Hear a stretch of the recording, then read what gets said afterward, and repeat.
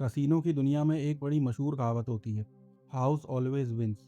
इसका मतलब एक कसिनो में काफ़ी सारे गैम्बलर्स आते हैं, सट्टा खेलते हैं, अपनी किस्मत आजमाते हैं। कुछ जीतते हैं, कुछ हारते हैं, कभी जीतते हैं, कभी हारते हैं और अपने घर चले जाते हैं। लेकिन एंड में हाउस ही जीतता है। House always wins. तो ये कसिनो का होली ग्रेल होता है। लेकिन ये वीडियो कसिनो के बारे में नहीं है, ये वीडियो ट्रेडिंग के बारे में। तो इन दोनों मुद्दों का संबंध क्या है, उस संबंध के बारे में हम आज बात करेंगे। और ये कसिनो की दुनिया की जो ये कहावत है, इससे हमें ट्रेडिंग में कितनी बड़ी सीख मिलेगी, इसके बारे में भी हम जानेंगे। आप में से कई लोगों को लगता होगा कि ट्रेडिंग सही होने का गेम है, लेकिन कसिनो इस बात को गलत प्रूव करता है। कसिनो हर बार सही नहीं होता, फिर भी वो हमेशा जीतता है। क्यों? क्योंकि गेम उनके फेवर में डिज़ाइन होता है। मार्केट में ज़्यादातर लोग ट्रेड नहीं कर रहे हैं, वो गैम्बल कर रहे हैं। और मार्केट हमेशा हाउस की तरह ही बिहेव करता है। अगर आपने अपना अप्रोच चेंज नहीं किया तो आपका आउटकम ऑलरेडी डिसाइडेड है। तो सवाल ये नहीं है कि आप नेक्स्ट ट्रेड जीतोगे या नहीं, सवाल ये है क्या आप गैम्बलर हो या हाउस हो। अब देखिए, एक बड़े सिंपल से उदाहरण से समझते हैं why house always wins. Casino कैसे जीतता है, तो देखिए हम एक यूरोपियन रूलेट का एग्जांपल लेते हैं। तो गैम्बलर यहाँ पे कलर पे, नंबर पे, कॉम्बिनेशंस पे बेट लगाता है, अपने पैसे लगाता है। तो यहाँ हम कलर का एग्जांपल लेते हैं। मान लीजिए कोई गैम्बलर है, वो लाल रंग पे बैट करता है, तो बॉल अगर लाल रंग पे आ गई तो वो जीतता है, उस लाल रंग पे नहीं आई तो वो हार जाता है। लेकिन यहाँ आप कसिनो का एक छोटा सा खेल देखिए। ये जो हरा रंग है जिस पे जीरो लिखा है, उस पे भी अगर बॉल आ जाती है तो भी जिसने लाल रंग सिलेक्ट किया है वो ही हार जाएगा, और जिसने काला भी सिलेक्ट किया है तो वो भी हार जाएगा। अब देखिए जो हरा रंग है जिस पे जीरो लिखा हुआ है, इसने किया क्या, इसने प्रोबेबिलिटी हाउस की तरफ शिफ्ट कर दी।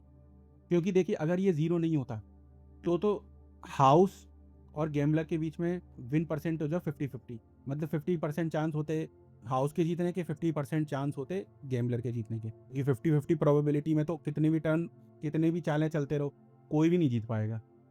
तो यहाँ पे जो हाउस होता है, उसने यहाँ हरा नंबर इंट्रोड्यूस करके प्रोबेबिलिटी हल्की सी अपने फेवर में कर दी।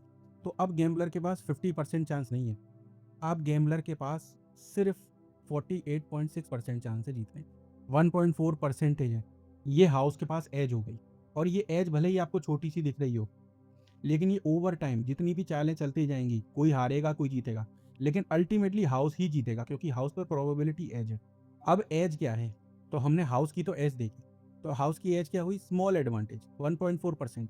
कोई बड़ा नहीं है, हल्का सा एडवांटेज। कोई रिगिंग नहीं होती, कोई मशीन में कांटा नहीं लगा होता, कुछ नहीं होता। क्योंकि जो ऐसे बड़े बड़े कसिनो होते हैं उनका नाम होता है, वो ऐसी चीप हरकतें नहीं करेंगे। लेकिन उसने मैथ्स की मदद से पूरा गेम ही अपनी तरफ शिफ्ट कर लिया।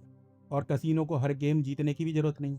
कई गेमलर आएंगे जीत के भी जाएंगे, कई गेमलर आएंगे हार के भी जाएंगे। हाँ, लेकिन अल्टीमेटली हाउस ही जीतेगा। कसिनो कोई आउटकम प्रेडिक्ट करने की कोशिश थोड़ी कर रहा, ना कसिनो यहाँ पे राइट होने की कोशिश कर रहा है।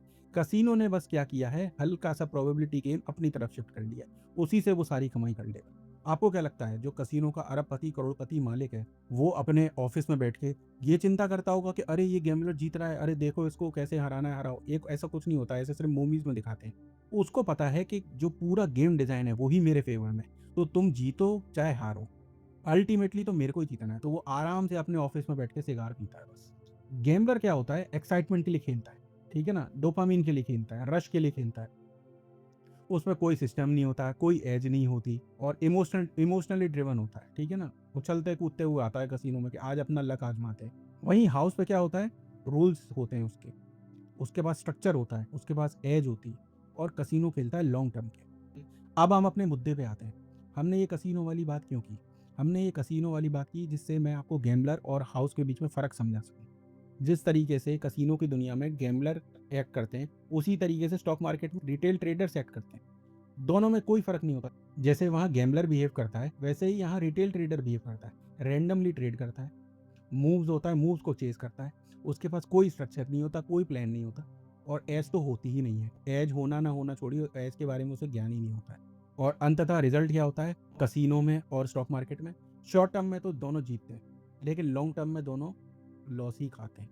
Trading is a probabilistic game, not a prediction or a perfection game. You don't win by being right, you win by structuring the game in your favour. Trading जो है ना, वो सही होने का गेम नहीं है, कि आप कितना सही हो सकते हो, कितना अच्छा प्रिडिक्ट कर सकते हो, स्टॉक कहाँ जाएगा, ऊपर जाएगा, नीचे जाएगा, कहाँ जाएगा।